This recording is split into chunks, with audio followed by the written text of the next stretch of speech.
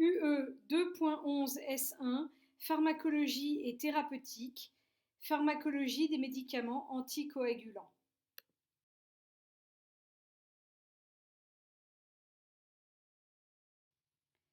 On appelle hémostase l'ensemble des mécanismes physiologiques qui concourent à l'arrêt d'un saignement en cas de lésion vasculaire, tout en maintenant la fluidité du sang circulant. Il s'agit d'un système complexe car le sang doit rester fluide pour éviter la thrombose qui pourrait obstruer les vaisseaux, mais en cas de lésion des vaisseaux, il est nécessaire de constituer un thrombus, c'est-à-dire un caillot de sang, pour empêcher le sang de quitter le vaisseau endommagé. Il existe donc, à l'état physiologique, un équilibre entre les phénomènes de coagulation et de fibrinolyse. Lorsque cet équilibre est rompu, une hémorragie ou une thrombose peuvent survenir. Une thrombose consiste en la formation d'un thrombus qui obstrue un vaisseau sanguin. Le thrombus peut se former dans une veine, on parle alors de thrombose veineuse ou de phlébite, ou dans une artère, on parle alors de thrombose artérielle. La complication la plus grave de la thrombose veineuse est l'embolie pulmonaire. Les complications les plus graves des thromboses artérielles sont l'infarctus du myocarde et l'accident vasculaire cérébral.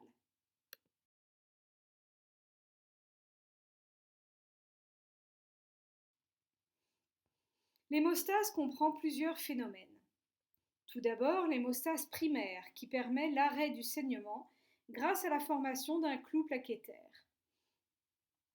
Les principaux acteurs de l'hémostase primaire sont la paroi vasculaire et les plaquettes. En effet, les vaisseaux sanguins eux-mêmes vont se contracter pour réduire la brèche vasculaire et réduire le débit sanguin, ce qui limite la perte de sang. Les plaquettes vont adhérer entre elles dans un premier temps, puis s'agréger pour former le clou plaquettaire. La deuxième étape est la coagulation. Le clou plaquettaire étant fragile, il doit être consolidé par la formation d'un caillot de fibrine qui solidifie l'agrégat plaquettaire. La formation du caillot de fibrine nécessite la synthèse et l'activation successive de nombreux facteurs de coagulation. Enfin, la fibrinolyse détruit le caillot de fibrine et de plaquettes quand la plaie est cicatrisée grâce à l'action de la plasmine qui est formée à partir du plasminogène.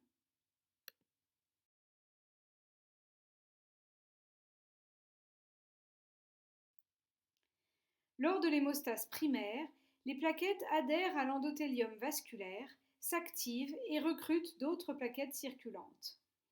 L'activation des plaquettes se fait grâce à de puissantes substances activatrices comme l'ADP ou adénosine diphosphate ou le thromboxane A2. Une fois activées, les plaquettes vont pouvoir ensuite s'agréger entre elles grâce au fibrinogène qui se fixe sur ces récepteurs plaquettaires. Le fibrinogène permet aux plaquettes de s'agglutiner entre elles en formant le clou plaquettaire.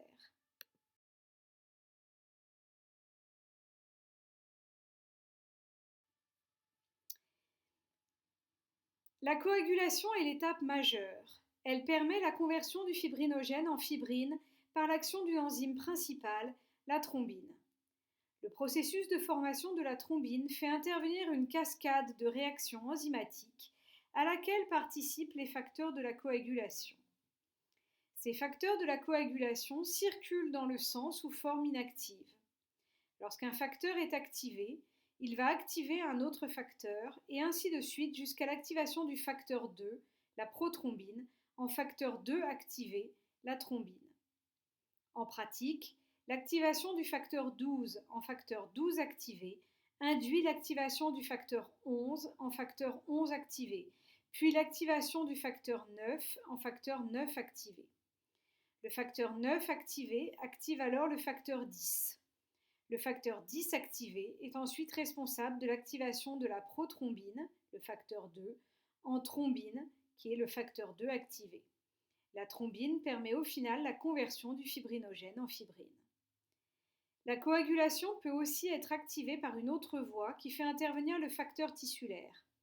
Celui-ci se lie au facteur 7 et l'active, ce qui induit par la suite l'activation du facteur 10 en facteur 10 activé. Il existe un inhibiteur de la cascade de la coagulation, l'antithrombine, qui inhibe notamment le facteur 10 activé et la thrombine.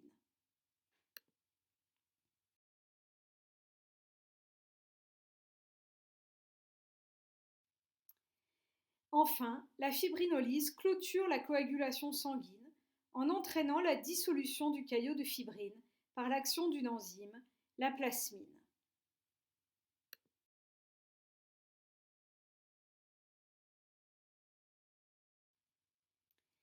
Parmi les médicaments qui interviennent sur les mécanismes de l'hémostase, on distingue tout d'abord les antiagrégants plaquettaires qui agissent sur l'hémostase primaire en empêchant l'activation des plaquettes. Il existe également des médicaments anticoagulants qui inhibent directement ou indirectement la synthèse ou l'activité des différents facteurs de coagulation.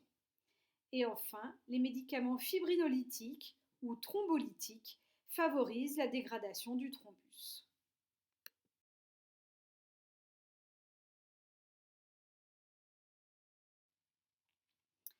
Il existe trois familles d'anticoagulants. Les héparines, qui comprennent les héparines non fractionnées, ou HNF, et les héparines de bas poids moléculaire, ou HBPM, les antivitamines K, ou AVK, et les nouveaux anticoagulants oraux.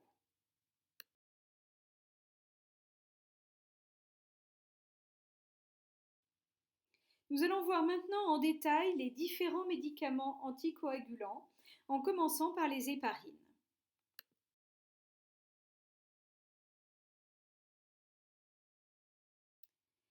Les héparines non fractionnées sont des mélanges polysaccharidiques, c'est-à-dire des glucides complexes d'origine naturelle, de poids moléculaire moyen environ 15 000 Dalton.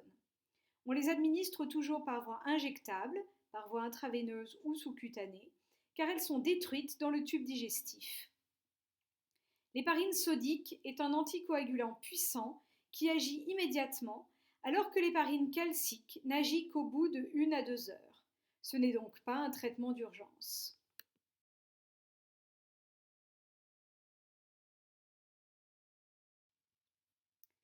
Leur mécanisme d'action passe par une potentialisation de l'effet de l'antithrombine. L'héparine se fixe sur l'antithrombine et forme avec elle un complexe qui inactive très rapidement principalement les facteurs de la coagulation 2A, c'est-à-dire la thrombine, et 10A. L'inhibition de la thrombine permet d'empêcher la conversion du fibrinogène en fibrine et donc la formation d'un caillot de fibrine.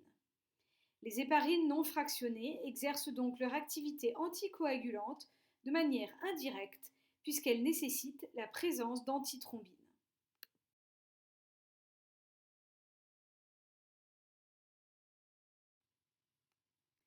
Les héparines de bas poids moléculaire, ou HBPM, sont obtenues par fractionnement de l'héparine naturelle et ont un poids moléculaire moyen de 5000 Dalton. Il existe également un dérivé synthétique de l'héparine, le fondaparinux.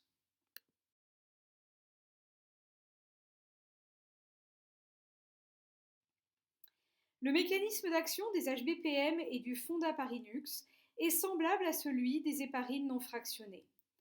Les HBPM potentialisent l'effet inhibiteur de l'antithrombine, mais à la différence des HNF, le complexe HBPM antithrombine inactive principalement le facteur 10A.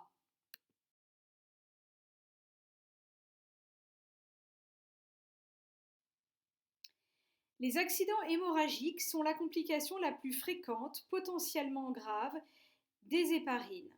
On retrouve des épisodes d'épistaxis, de gingivorragie, des hématomes ou des hématuries. Ces accidents hémorragiques sont plus fréquents avec les héparines non fractionnées qu'avec les HBPM et sont corrélés à la dose administrée.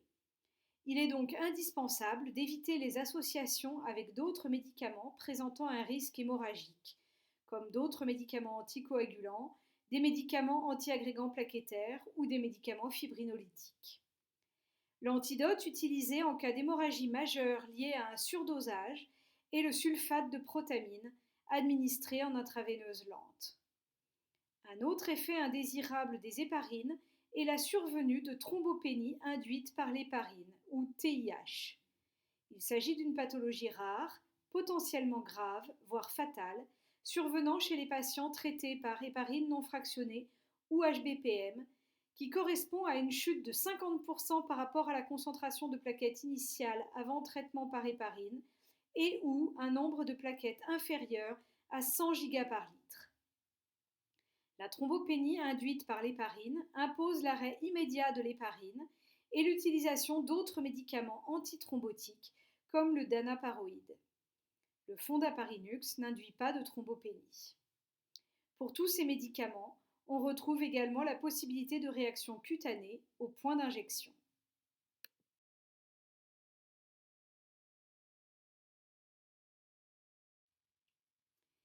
Les HNF et les HBPM sont utilisés dans le traitement curatif des thromboses veineuses profondes et de l'embolie pulmonaire. Elles peuvent également être utilisées en prévention des accidents thromboemboliques veineux. Parmi les HNF, l'héparine sodique est administrée par voie intraveineuse et l'héparine calcique par voie sous-cutanée. Les HBPM et le fondaparinux s'administrent par voie sous-cutanée uniquement. Les héparines ne doivent jamais être administrées par voie intramusculaire car cela pourrait entraîner l'apparition d'un hématome. Les héparines sont contre-indiquées dans les situations pouvant aggraver le risque hémorragique, comme des troubles de l'hémostase, l'existence d'une maladie hémorragique ou d'une lésion susceptible de saigner.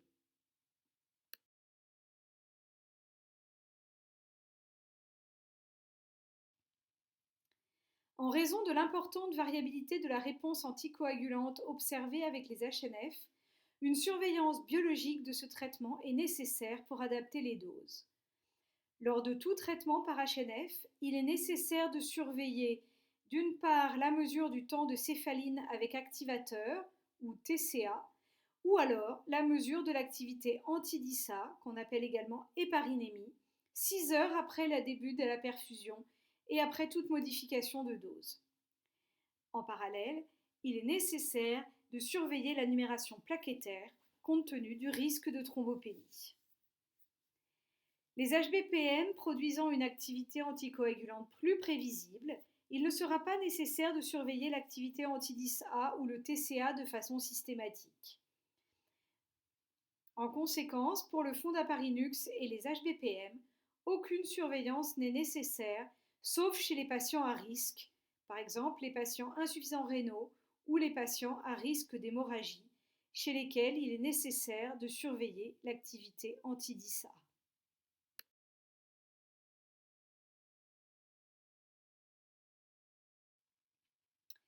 Voyons maintenant les médicaments anti-vitamine K.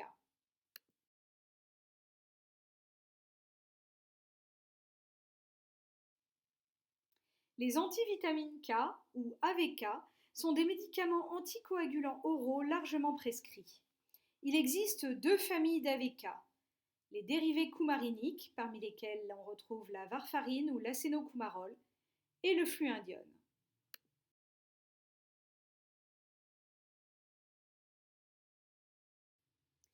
Le mécanisme d'action des AVK passe par une inactivation de la vitamine K qui intervient dans la synthèse de plusieurs facteurs de la coagulation, particulièrement le facteur 2, le facteur 7, le facteur 9 et le facteur 10.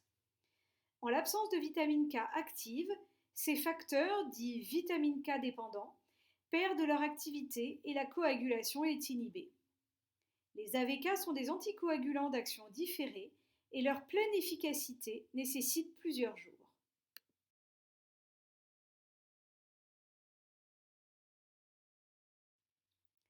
Les principaux effets indésirables des AVK sont des événements hémorragiques similaires à ceux observés avec les héparines. On retrouve donc des épisodes de type épistaxis, gingivorragie, hématome ou hématurie. L'antidote utilisé en cas d'hémorragie majeure liée à un surdosage est la vitamine K. La prévention et la prise en charge de ce risque constituent un enjeu majeur de santé publique car la prescription des AVK est importante en France. Pour éviter la survenue d'accidents hémorragiques, il convient de ne pas faire d'injection intramusculaire chez un patient sous AVK et d'éviter la pratique de sports à risque comme la boxe. Il est également indispensable d'éviter les associations avec d'autres médicaments présentant un risque hémorragique, comme d'autres médicaments anticoagulants, les médicaments antiagrégants plaquettaires ou les médicaments fibrinolytiques.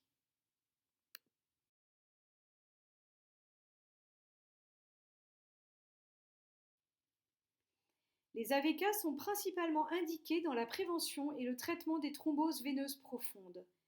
Ces médicaments ne sont absolument pas des traitements d'urgence en raison de leur délai d'action relativement long.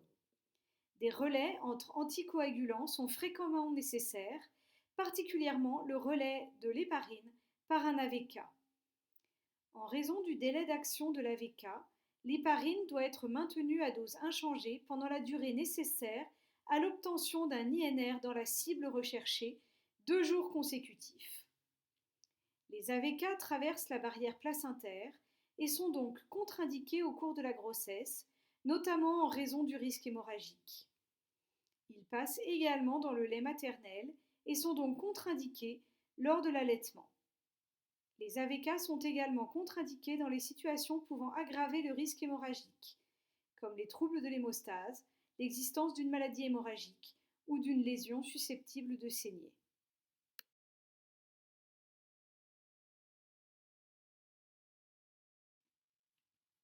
De très nombreux facteurs peuvent modifier la réponse aux AVK, et notamment l'alimentation.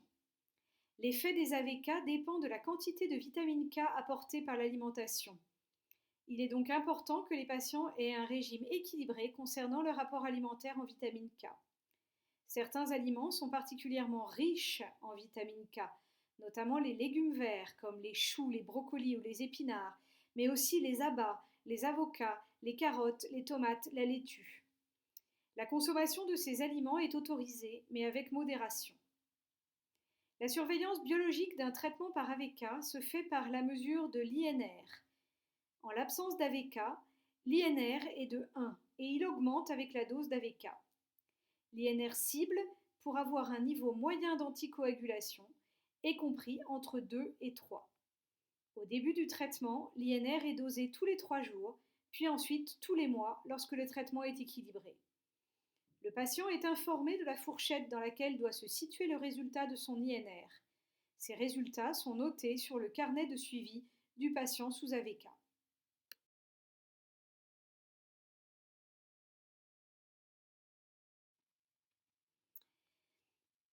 Voyons maintenant les anticoagulants oraux directs ou AOD qui appartiennent à une nouvelle classe de médicaments anticoagulants commercialisés depuis 2008.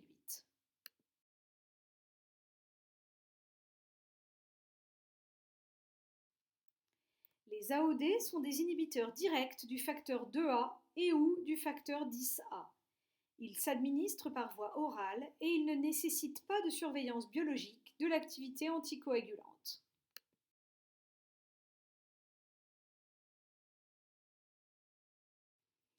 Les principaux effets indésirables des AOD sont des événements hémorragiques similaires à ceux observés avec les héparines et les AVK, donc des épisodes d'épistaxis, de gingivorragie, des hématomes ou des hématuries. Il est indispensable d'éviter les associations avec d'autres médicaments présentant un risque hémorragique, comme les médicaments anticoagulants, les médicaments antiagrégants plaquettaires ou les médicaments fibrinolytiques.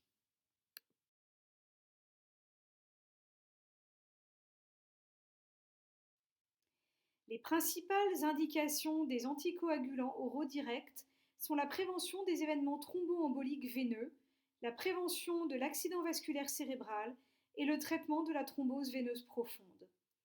Les AOD sont contre-indiqués dans les situations pouvant aggraver le risque hémorragique, comme les troubles de l'hémostase, les maladies hémorragiques ou les lésions susceptibles de saigner. Ils sont également contre-indiqués au cours de la grossesse et de l'allaitement.